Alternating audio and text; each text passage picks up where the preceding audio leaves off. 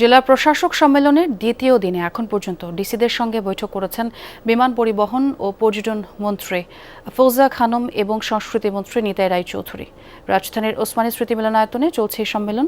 জেলা প্রশাসকদের সাথে অধিবেশন শেষে ব্রিফিংয়ে পর্যটন মন্ত্রী জানান, সরকার পর্যটন খাতের উন্নয়নে কাজ করছে। পর্যটকরা যেন নিরাপত্তাহীনতায় না ভোগে, জেলা প্রশাসকের সেই বিষয়ে সর্বোচ্চ অগ্রাধিকার দিতে হবে।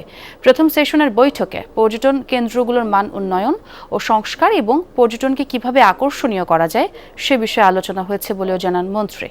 এ সময় সংস্কৃতি মন্ত্রী জানান, দেশের প্রত্নতত্ত্ব বিভাগের 535টি প্রাচীন ও ঐতিহাসিক স্থাপনা রক্ষণাবেক্ষণ সহ বিভিন্ন জেলায় থাকা লাইব্রেরি ও পুরনো অডিটোরিয়ামগুলোর উন্নয়নে সংস্কৃতি মন্ত্রণালয়ের কাছে প্রস্তাবনা দিয়েছেন জেলা প্রশাসকরা। মন্ত্রণালয় থেকে নির্দেশ দিয়েছি যে যারা পর্যটক যারা আসবে তারা যেন নিরাপত্তাহীনতা না ভোগে, আর কক্সবাজারটাকে যাতে আরো ভালো রাখা যায়, আরো পরিষ্কার পরিচ্ছন্নতার অবস্থায় রাখা যায় বীজটা, সেই দিকেও তাদের নির্দেশ দেওয়া হয়েছে।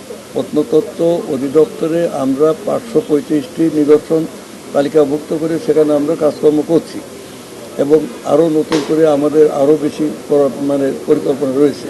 এই সমস্ত বিষয় নিয়ে কাজকর্ম হচ্ছে প্রত্যেক জেলা।